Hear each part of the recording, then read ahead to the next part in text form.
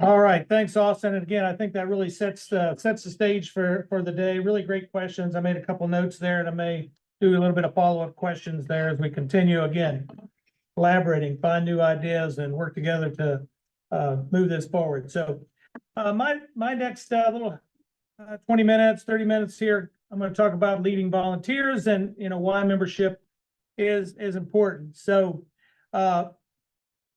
members, I mean, from my perspective, members are the lifeblood of this organization. That's why we exist. That's what we're here for. That is we're a member-centric organization. So again, membership is critical for us to serve those needs of those members. So come together for common interest and work together to achieve our common goal. And that's wrapped up in our mission, which is working together for Ohio farmers to advance agriculture and strengthen our communities.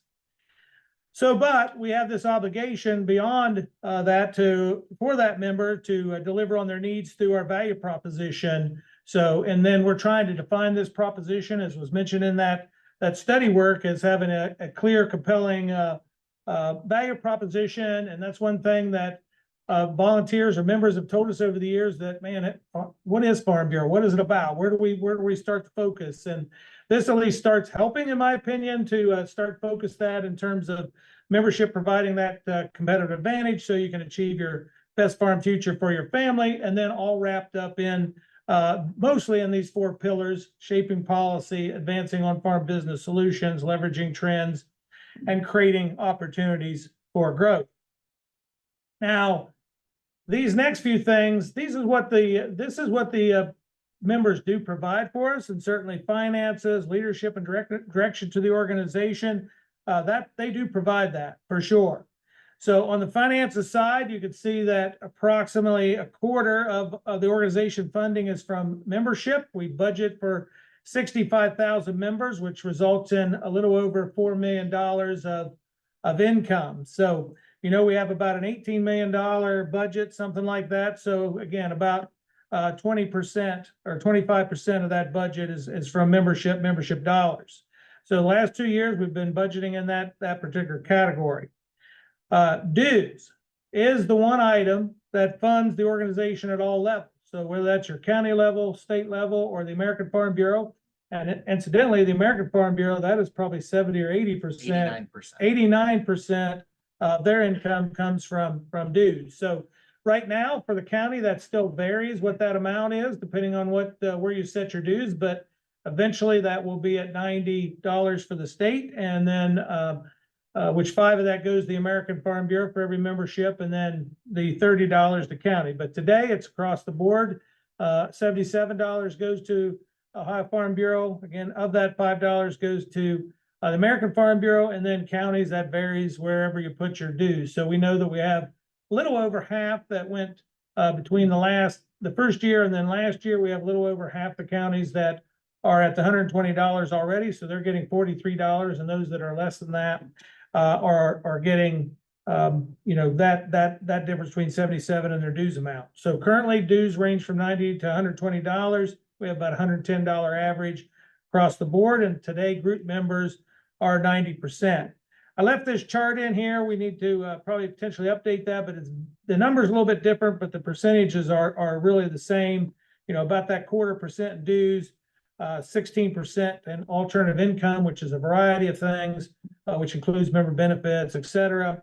A little percentage there in interest, and then obviously one of the biggest areas is sponsorship dollars to the organization. So when you think about the membership and the 50% that is sponsorship and 25% is dues, they're getting 2/3 more, or 2/3 more of value than they're actually paying in dues, which is an incredible value in itself.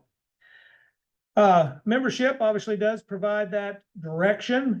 County boards, there's 86 county farm bureaus in the state, 86 counties or 88 counties, but every county is represented. There's approximately 1,000 board members across the state serving in various in those board positions, and then a few additional people serving in committee roles, et cetera. So they're doing that in the area of policy development, policy implementation, those valued county programming, whether that's mental health, that's farm to table, risk management, political education, et cetera. They're all serving in those particular areas on behalf of the members.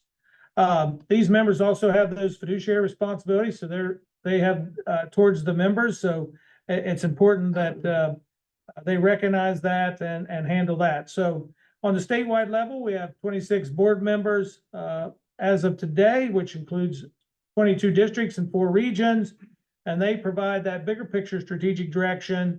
And they're also responsible for fiduciary duties. And then, of course, there's opportunities, the American Farm Bureau with board and then national committees. And we have more people that provide work on national committees, whether it be commodity committees.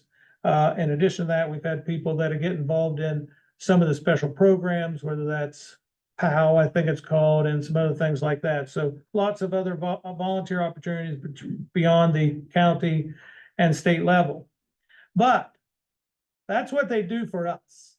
So I want to turn it back to, we need to focus on the member about making this member centric. So again, Austin said this last week. He said, if you're going to lead, you got to read. So there's several books out there. I've read 2 books this week. So again, it's thought leadership, but one of the pieces that come out of that from a leading individual that does a lot of membership work for the last 20 years is about being member centric. We got to be about member centric and not make it always about dollars and cents and revenue and those kind of things, because if you don't make it about the member, then the organization is not going to grow. So coming back to this, because members are the lifeblood of the organization. So they are the purpose. They're the reason we're here. We serve their needs. We all come together for common interest around that mission. And again, we have an obligation to deliver on that and what their needs are through our value proposition, which again is this membership provides you with a competitive advantage so you can achieve your best farm future for your family around those 4 value pillars. And then, as you know, counties like to do some additional things beyond that, which is fine. Some interesting things from the book, and you might want to pick it up. It's called Membership or Membership, but you know, as Austin and I were talking this morning, the first part of that book sets it up pretty good. And there's some valuable pieces in there about really, again, focusing on that member and what that member needs are. So part of the book says, you know, you ought to think about every time that you put something on, every time you do something, and it really fits into where we're trying to head from aligning value, in my opinion, with county programs, state programming is focusing on that core member or that member of the organization, or at least those 3 segments. You know, are we actually delivering on it when we actually do a program, whether it's a local event for workers' compensation or mental health or career connections or whatever, all of these kind of examples we have out there. As we put those things together, are we really focusing on the needs of the member and putting our time there as opposed to other things that may not contribute back to the member? I think that part is very, very valuable and really supports the work that we're trying to do. But if leading volunteers or and membership is important, what is your role and what is your part as a field team? So my opinion is, you know, your part, most of your role is motivating volunteers to engage in membership activities that leads to growth in your OD area. Now, again, that doesn't always mean signing members, but could be all across that life cycle of the members. So if that is the case, then, you know, what motivates volunteers? So I really want you to spend maybe 2 or 3 minutes here. You can just push chairs back. You think about your volunteers, what really motivates them to be involved in your local organization or the High Farm Bureau? What drives them? So if it's about them and getting involved, what are the main drivers? And again, this could be anywhere from beliefs to incentives or that kind of thing, but what really drives them? Why did they say yes to you or a county leader to be a part of either a county board or a membership committee or any meeting committee or whatever? What motivates them? So we'll take a few minutes, just break up in groups, nothing formal. Right on the back of your agenda, just a few items, and then we'll shout out a few answers. For those online, just know that you can put that in, you can put your answers in chat and we'll take a look at that here in a little bit. In addition to that, if you go to the calendar entry, all of the things that we are going to provide to those in person, as far as the handouts, are linked on the calendar entry as well, or calendar invite.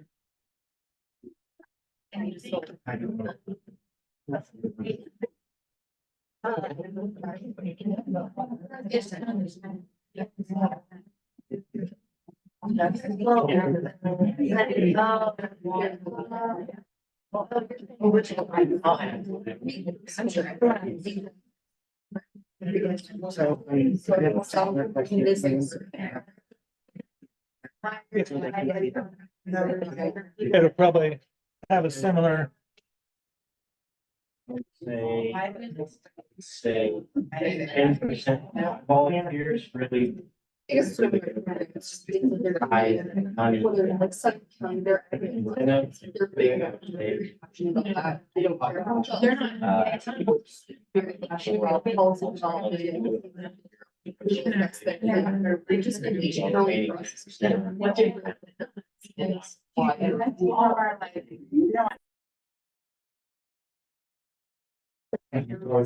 All right, for those of you online, the chat is disabled, so I apologize for that, but looks like we put it in your answers here in Q&A.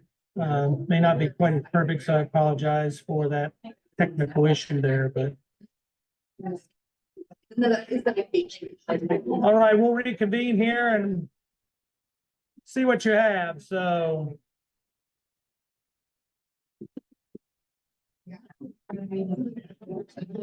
You don't take it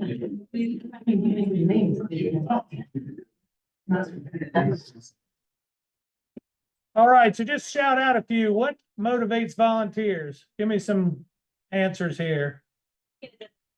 Making a difference. You're in West Central Ohio for sure. Volunteers are passionate about education and outreach. Education and outreach, passion, Full issues. local issues. What else? Belief and mission. We made note that we have kind of two different kinds of volunteers. You have your traditional farmers and you have the ag pros. And so their motivation is also different between those groups. Interesting, yes. Like ag pros might be a little more motivated by professional development and networking than maybe a farmer. And we just got some of our volunteers do it because of us.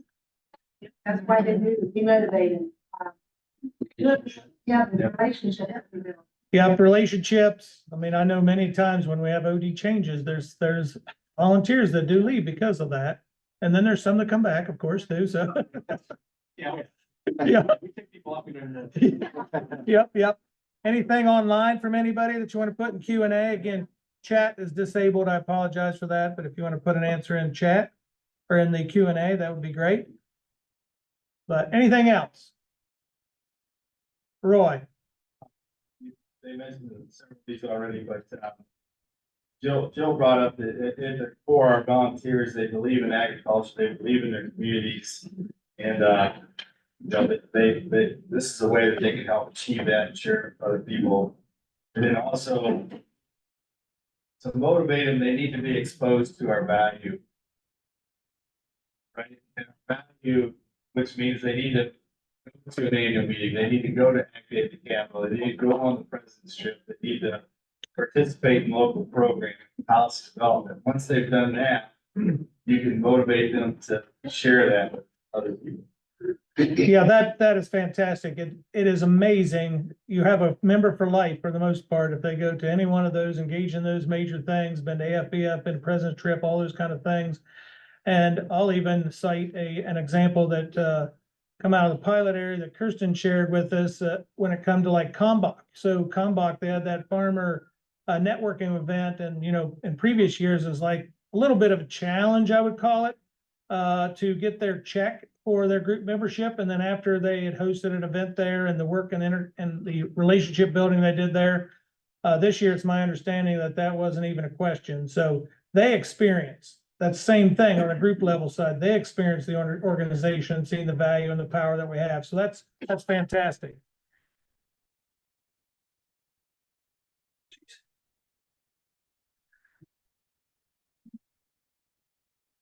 So if all of those things are true, you know, again, as an OD, how do you harness that? And Austin's going to be talking about this life cycle, if you will, or this member journey here in his next presentation. So I don't want to take a whole lot away from that, but you know, how do we get involved? How do we involve members and volunteers along this cycle, whether that's awareness, recruitment, engagement, renewals, and reinstatement? What is their role? How do we do that? I mean, I think as we move forward, you know, based on feedback from our board, based on feedback from all of you, we've got to fit those folks into the place where they want to engage and not where we want to engage them. So that'll be one theme as we can continue to go. So just some insights from this past campaign, and our volunteer participation in terms of signing members has continued to go down. So if you look back 3 or 4 years, but I would also say that we've probably done a little better job of refining that in our CRM and counting and not double counting or triple counting and that kind of stuff. So last year we had 476 productive workers, which again is fantastic. Most organizations would kill for that many people to be out there telling their story. So that is amazing. So we've had about almost 23 per county. And in your packet, there is a sheet for you to see who actually signed. You know, we base it on who signed a member, new renewal member, or was a productive member. But that's one dimensional. That's a one-dimensional thing. So I don't want to dwell on that. That, you know, if you had some lower counts there could be various reasons for that, that you don't have signers in your area and so on and so forth. You only have a handful of them, but those signers do a really great job. But how can we engage others into the campaign? So if that is true and we want to have flexibility, it does put a little bit more weight back on our field team or all of you as shoulders, if you will, to begin to build an action plan that fits your particular county. So for me, I still think that starts with your county president, talking to your county president where they want to go. In our county codes, as of today, we still have, it's codified that you have a membership chairman and you have a membership committee. Now that membership committee in a traditional sense has always been organized to go out and sign members, all that kind of stuff. I would look at this as putting your whole plan together, as opposed to actually a volunteer member campaign. It would be more about, hey, how do we want to operate? How do we want to position ourselves? How do we want to deliver value? That's how I would characterize this new committee and chair's role as you move forward. And I would say it happens much sooner than this fall. How do you engage all your counties to decide what they want to do and how they isolate's probably not the right word, identify people to fit in the various roles that we have and the roles that they want them to have. Again, whether that's signing, submitting prospects, signing postcards, delivering value through those programs. Over here, I heard, you know, people have passion for each individual program, and I love the variety that, you know, this segment is passionate about this segment is maybe more passionate and willing to do that. But relationship building, there's power in just that relationship building, group relationship management. Those are just some examples, but how do we, as we move forward, identify those members and where they want to work in the campaign, how they want to work across that campaign. So I think that's super, super important. But again, puts work on your county president, puts work on yourselves, and then a committee. Also, you know, part of your role is, you know, helping those folks identify those members to fill those needed roles. I wouldn't say we've got away from that, but we have not put as much focus on that, working with those leaders to identify those special roles. It's about, hey, who wants to sign members, period, and go from there. And again, as I mentioned earlier, it's about the when. So it doesn't always have to be in January, February, and March. Again, we're going to be responsible for getting those membership goal numbers by that time, but where your volunteers fit in that and how they fit into that can be much different than where we've been today. We're not advocating for county kickoffs unless your counties want those. I know that we've been on a journey where there's been events, there's been value added, all that kind of stuff. All those kind of things are in play. Again, that's about the county and how they want to move forward. Flexibility is what we heard, and that's what we kind of want to help deliver on. You certainly need to provide leadership in implementing those those county programming, but I would just go back to what I'd said earlier about thinking about when you work with your county leaders, does it fit those pillars? Does it provide that value directly back to that member, or at least 80% of the work that you're doing? Does it contribute back to the value that that member gets? It's about that member being and again, being a member-centric organization. As we move forward, we're going to talk more about achieving overall membership goal in OD area, whether that's on a monthly basis, our membership year, our fiscal year, and then our calendar year. All of those things come into play. We're working membership year round. So, but oftentimes, we get past that March 31st, we need to take a breather, which I certainly understand that, but April 1, the new campaign kicks off and we got to keep on rolling. So how do we continue to do that? And we want to look at that on a more monthly basis. So we plan, it's not yet, this is one of those things we're not yet to be able to deliver on, but we want to have a monthly goal map out there. How many you have available in a month of each of those types? The summer months is going to be about hitting this fiscal year goal, hitting that 68,140, which will lead us into that calendar year goal, which is an all-in number for our nationwide incentives there. Work with volunteers to set that time frame again, what works for them, and volunteers could work in the summer and some could work in other parts of the year. But again, got to hit that March 31st date and then our fiscal year date and so on. And then work with the counties to utilize that core funding budget and other resources to achieve overall success. So questions or thought on that? We'll put a little bit more, when we get the resources, we'll outline that a little bit more in terms of how you can go forward. But again, flexibility is what I want to depict. Jill. Timeline for when we'll have the goals for monthly and how to integrate that into our programming, because as we go into the summer with the amount of activities and programs we already have in place, I would like to have a discussion at my next board meeting that maps out this. We're going to focus more in this regard. And I mean, board meetings are just 2 weeks away from me. Yeah, I'd like to say I'll have it by June 1, but I'm angling towards June 15th with all the materials, which isn't ideal, but if anybody has something before that, we can work with you individually ahead of time. It all depends on key folks and getting those goals on that map or whatever. So, But we could have, you wouldn't have to wait till it comes up on the map, right? oh no, Your slides, are they available on the link? we will have all of these slides available to you. Yeah, absolutely. I think it would be good, even as Jill said, if we don't have that stuff yet in the form to take to the board meetings, to at least start sharing this with them to say, things are changing, you're going to get to decide when, how. Yeah, does that feel right to you? That's what I thought I heard coming out of that flexibility and the ability. Does that feel right or not? But I'm good with it. Flexibility is great, but I think that you have to know your counties and pick and choose what info you may give them. Yeah. Yeah. Yeah, and the other part of this is obviously we want volunteer involvement. We heard that volunteers are still very, very important to the campaign, but what role they play may be a little bit different for each one of them as far as that goes. So I know that through our board committee that Pat and I work with, there's been a piece that, been a lot of discussion in there about, limiting volunteers in various ways, or at least again, putting them in places where they want to be. So I know that we need to ask. Dan Rapp said maybe, I don't know, it's probably been 3 or 4 years ago. He said, no one really ever wanted to work membership. It was our job to actually motivate them and get them to do that. So, but we don't want to get to the point where we're browbeating them and all that kind of stuff. Because again, if we're about member centric and you have a limited number of people, can you build programs that bring people? So, and that's about what we're trying to do with aligning programs and building business services.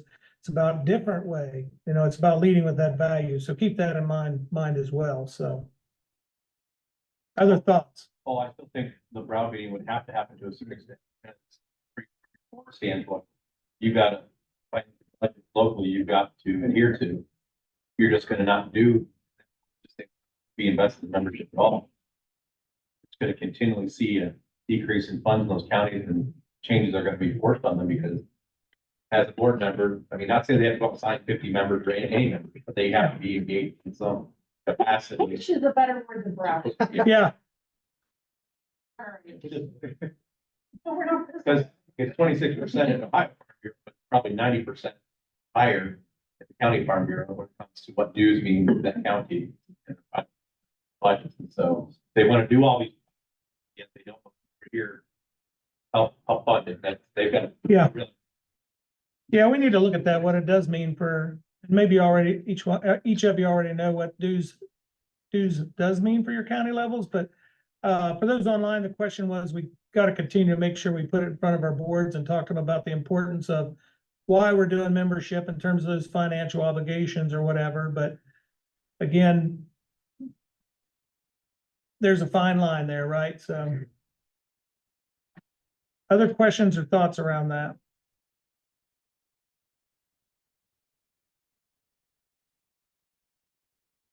Also, I'll hold up in your folder, so we do have new census data. So obviously last year when we put that data out to you, the census data was from 2017, and then in 2022, they did new numbers. But the new numbers, you can see that we're down in total farms in Ohio from 77,912 to 76,009. But we also now have a producer number for you. So there is a producer number on there as well. And that number is actually an increase from 128,000 to that 132,000 and change. So on the producer side, that's gone up even though we've had less farms. So I did talk about the definition on farms. So I know that there was some consternation, I'll just use that word, related to those that don't get farm payments, don't have any shared crops or anything like that, or any shared agreements on, but just own the land, live on the land, but rent, and that's their only piece. They don't count in that farmer piece. It's the person that's actually farming that fits, and you click that box for farming. So they also probably wouldn't fit in the producers. The producers a little bit different, but because that can include like farm managers. So it's folks that make decisions, daily decisions. That's why that number is increased, but that also could include the farmer and their spouse. So they could both be co-decision makers. So that 132,000 sounds great, but at the same time, since we have a family membership, we got to take that into context, and some of that could mean that. I plan to reach out to the state statistician to see if we can refine that producer number a little bit, but anyway, you got all of your numbers there. Numbers are down a little bit, but the ultimate point is we do have a lot of potential out there in the countryside on this farmer direction. So any final questions here? And I'm going to send you off to a little bit of a quick break, and then we'll come back with Austin for his next session on generations.